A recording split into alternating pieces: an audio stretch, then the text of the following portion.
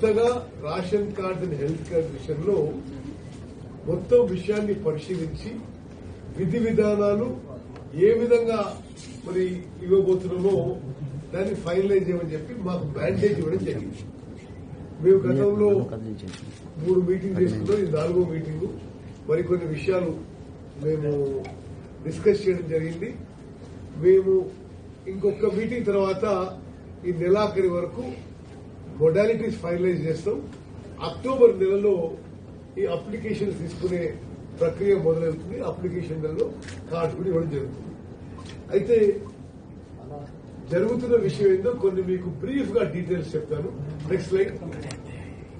ఇప్పుడు తెలంగాణలో ఉమ్మడి ఆంధ్రప్రదేశ్ లో తెలంగాణకున్న జిల్లాల్లో అప్పుడు 91 లక్షల కార్డులు ఉండే 91,68,231 కార్డులు. దానికి బెనిఫిషియరీ మెంబర్స్ 3,38,00,000 మంది. సరే, ఆ తర్వాత కొంతమంది ఆంధ్రాకి పోయింది, కొంత మైగ్రేషన్ అయింది, అటు కొన్ని విషయం సెటిల్ అయిన తర్వాత తెలంగాణ ఏర్పడిన తర్వాత రేషన్ కార్డ్స్ స్ట్రెంత్ ఇప్పుడు 89,21,907 కార్డులు.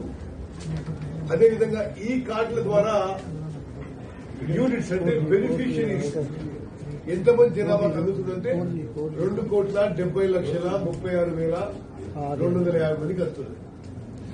Okay, next. అయితే గత 10 ఏళ్లుగా కొన్ని సంవత్సరాలు కార్డు ఇచ్చిండ్రు, కొన్ని సంవత్సరాలు ఇవ్వలేదు, కొన్ని సంవత్సరాలు